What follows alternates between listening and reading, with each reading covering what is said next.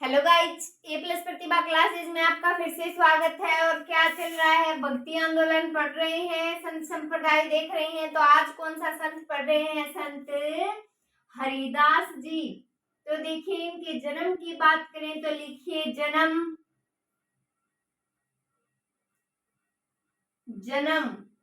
कब?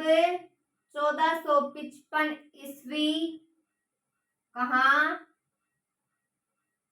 नागौर में स्थान कापड़ोद। कहाँ? कापड़ोद। तो जन्म 1455 ईस्वी, नागौरे, कापड़ोद।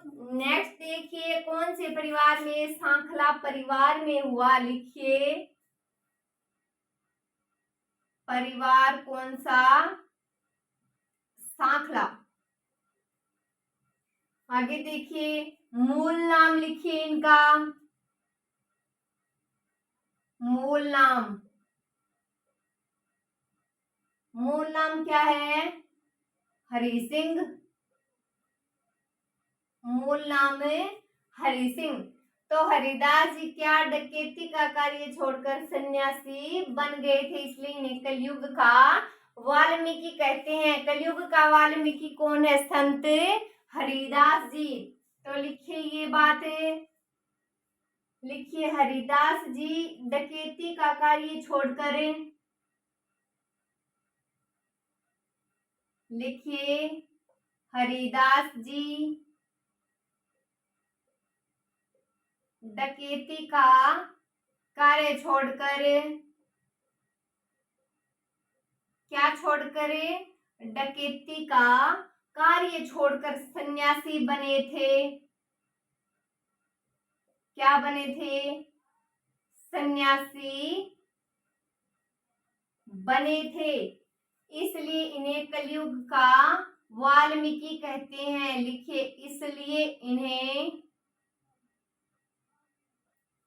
कलयुग का वाल्मीकि कहते हैं। क्या कहते हैं? तो कलयुग का वाल्मीकि कहते हैं। तो देखिए क्या पढ़ रहे हैं? संत हरिदास जी। तो परिवार कौन सा? सांखला परिवार। जन्म 1455 ईस्वी, नागौर के कापड़ोद में। मूल नाम क्या? हरि सिंह। हरिदास जी डकैती का कार्य छोड़कर क्या बने थे? सन्यासी बने थे, इसलिए इन्हें क्या कहा जाता है? कलयुग का वाल्मीकि कहा जाता है। देखिए आगे इसी में साथ साथ नोट करते रहिए। तो लिखिए हरिदास जी ने कापड़ोद के पास तिखी डूंगरी पर निरंजनी संप्रदाय की क्या थी? स्थापना की थी। लिखिए हरिदास जी ने, लिखिए हरिदास जी ने कापड़ोद के पास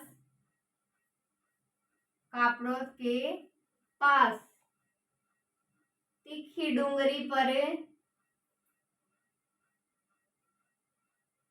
तिखी डूंगरी पर संप्रदाय कौन सा? निरंजनी संप्रदाय की स्थापना की।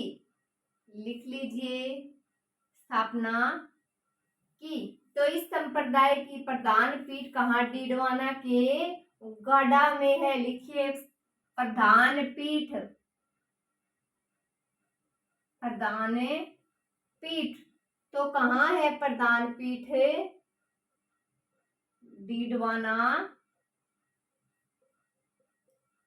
गाड़ा में। कहाँ है? डीडवाना के गाड़ा में है इनकी प्रधान पीठ। तो देखिए कौन सा पढ़ रहे हैं? संत हरिदास जी पढ़ रहे हैं। तो हरिदास जी ने क्या? कापड़ोद के पास तीखी डूंगरी पर निरंजनी संप्रदाय की स्थापना की। और प्रधान पीठ कहाँ? डीडवाना गाड़ा। तो देखिए, तो इस संप्रदाय के उपदेश राजपुरुष हर पुरुष जीवाणी व मंत्र राजपूत है। लिखिए इस संप्रदाय के उपदेश, लिखिए इस संप्रदाय के उपदेश,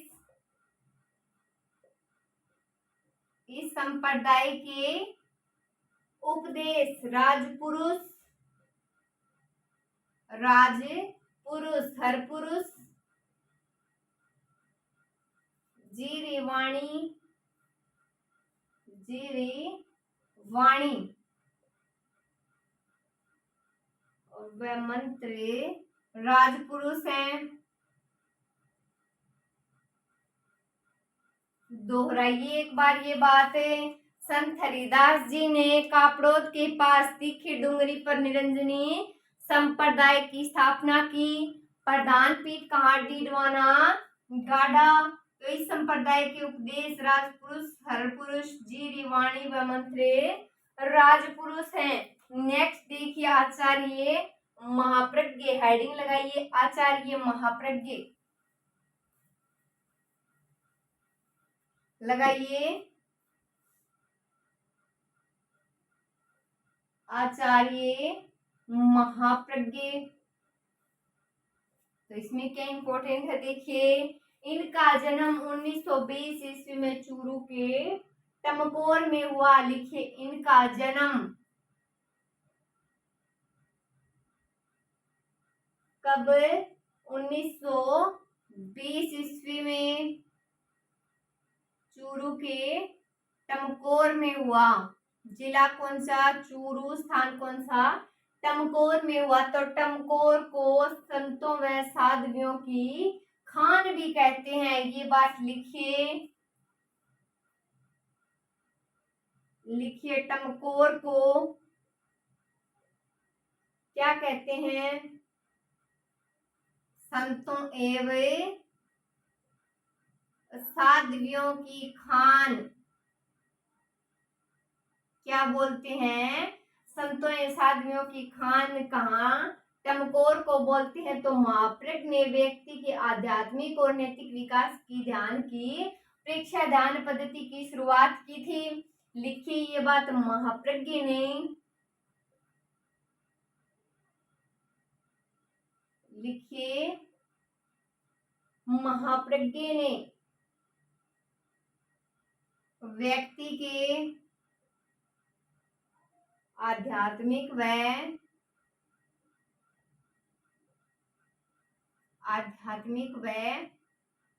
नैतिक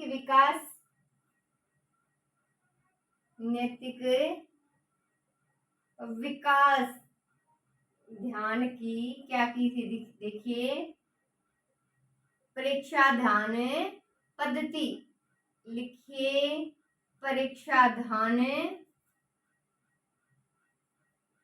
पद्धति की शुरुआत की थी।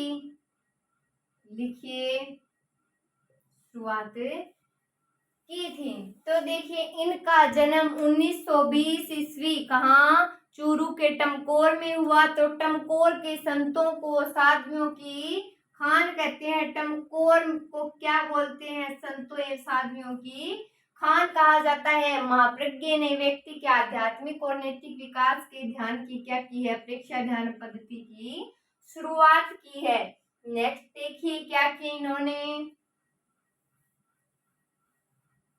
तो देखिए इन्होंने सुजानगढ़, वो भी कहा? चूरू। तो लिख लीजिए इन्होंने सुजानगढ़।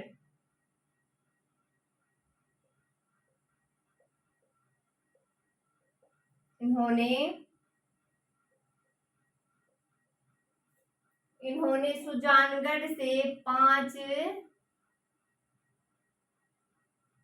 दिसंबर 2001 ईस्वी को अहिंसा यात्रा प्रारंभ की। क्या किया? अहिंसा यात्रा प्रारंभ। अहिंसा यात्रा प्रारंभ की। कौन सी यात्रा प्रारंभ की? अहिंसा यात्रा। और आचार्य महाप्रज्ञ एपीजे अब्दुल कलाम की पुस्तक फैमिली एंड द नेशन। लिखिए आचार्य महाप्रज्ञ।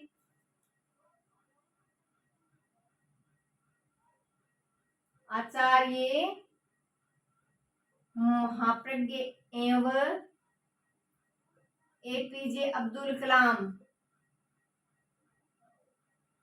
एपीजे अब्दुल कलाम की पुस्तक कौन सी? Family and the nation. Family and the nation. तो देखिए इन्होंने क्या किया, सुजानगढ़ चूरू से 5 दिसंबर 2001 को अहिंसा यात्रा क्या की, प्रारंभ की। और आचार्य महाप्रज्ञ एपीजे अब्दुल कलाम की पुस्तक कौन सी? Family and the nation. क्या नाम? Family and the nation. Next देखिए तेरापंथी संप्रदाय। हेडिंग लगाइए, हेडिंग लगाइए तेरापंथी संप्रदाय।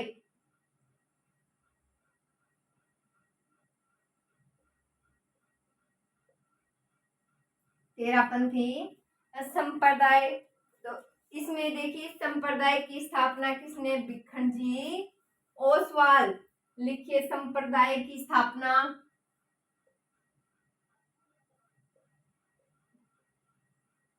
किसने की स्थापना? भिखन जी ओसवाल। लिखिए भिखन जी ओसवाल। भिखन जी ओसवाल। और जिनका जन्म कहाँ? पाली के सोजत के कटालिया गांव में कब? 1783 ईस्वी में। लिखिए जन्म कहाँ हुआ जन्म? लिखिए पाली के सोजत,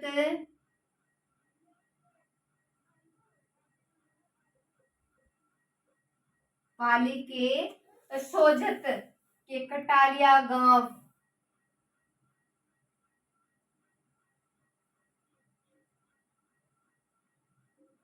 कब? 1783 ईस्वी में हुआ। कब हुआ? 1783 ईस्वी में। तो भिखन जी ओसवाल ने जैन धर्म की श्वेतांबर शाखा संप्रदाय की क्या की थी? स्थापना की थी। ये बात लिखिए भिखन जी ओसवाल ने। लिखिए भिखन जी ओसवाल ने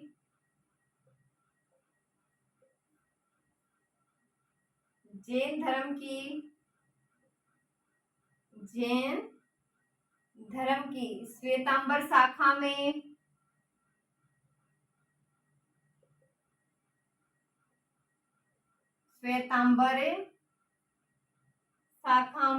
इस संप्रदाय की स्थापना की। इसे संप्रदाय की स्थापना की।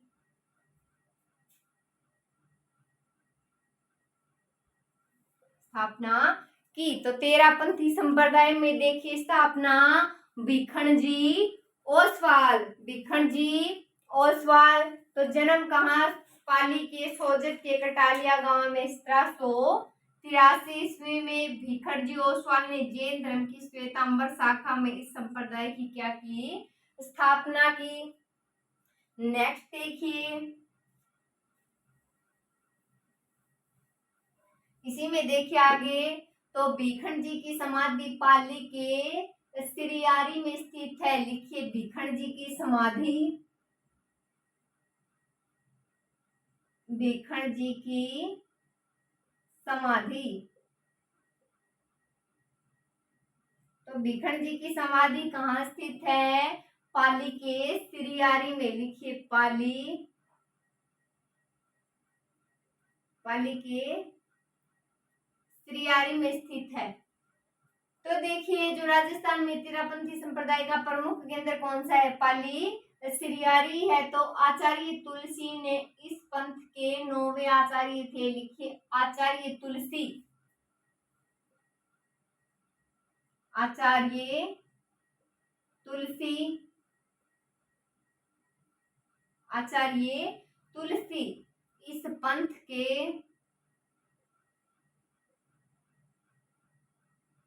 9वें आचार्य थे। 9वें आचार्य थे। कौन थे?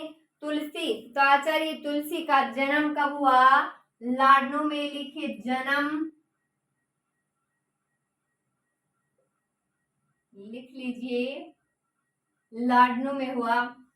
ये कहाँ पड़ता है? तो जिला पड़ता है नागौर। तो देखिए लाडनूमी आचार्य तुलसी ने जैन विश्व भारती संस्था की स्थापना की थी। लिख लीजिए,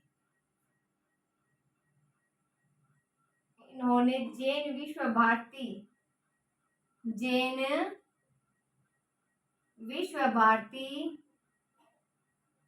संस्था की स्थापना की।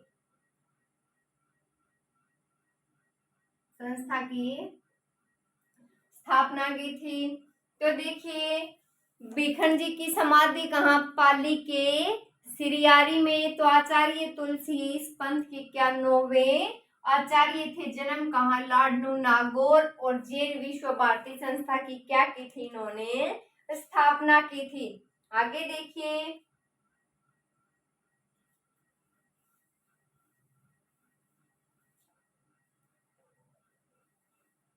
तो देखिए आचार्य तुलसी ने क्या नैतिक उत्थान और आध्यात्मिक मूल्यों की स्थापना के लिए क्या किया? अणुव्रत आंदोलन के नाम से राष्ट्रीय स्तर पर एक वैचारिक क्रांति की जो प्रारंभ माना जाता है, शुरुआत मानी जाती है, वो यहीं से हुई है। तो लिखिए आचार्य तुलसी ने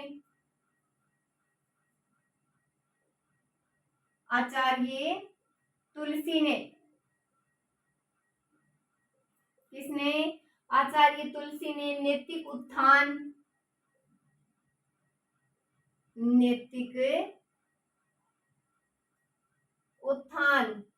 एवं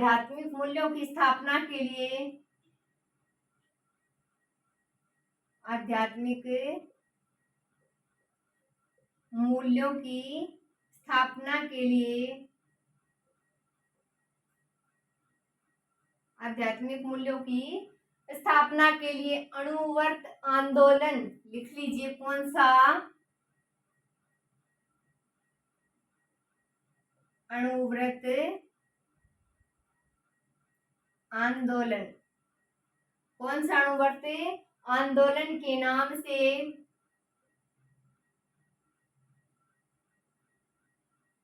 राष्ट्रीय स्तर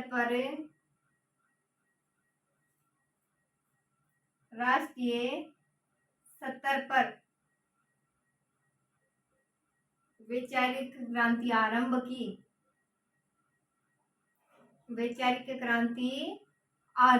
तो आचार्य तुलसी ने नैतिक उत्थान और आध्यात्मिक मूल्यों की स्थापना के लिए किस आंदोलन ने? अणुव्रत आंदोलन के नाम से राष्ट्रीय स्तर पर क्या की? वैचारिक क्रांति आरंभ की। वैचारिक क्रांति आरंभ किसने किया? आचार्य तुलसी ने।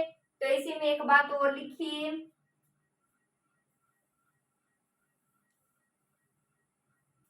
क्या लिखना है? देखिए गोडवाड आबू मेवाड़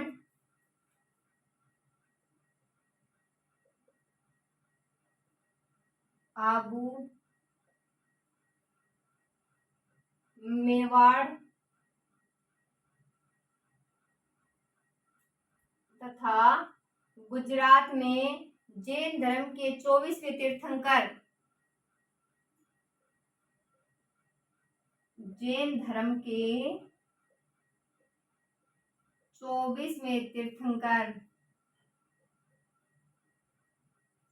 कौन है? महावीर स्वामी।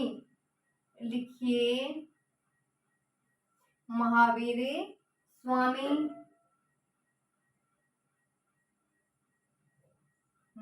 स्वामी की सर्वाधिक मूर्तियां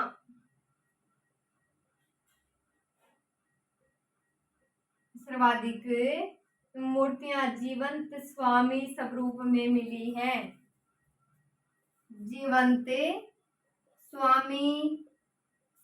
में मिली हैं। तो पढ़िए इस लाइन को एक बार।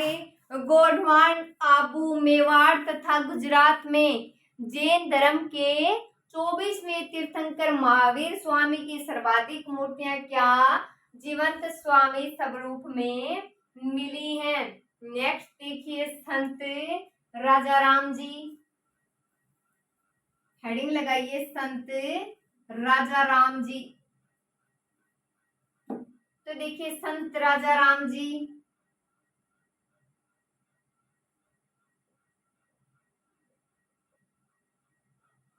क्या लिखना है? संत राजा राम जी। तो संत राजा राम जी कल्बी पटेल या आंजना समाज के पूज्य संत है। लिखिए,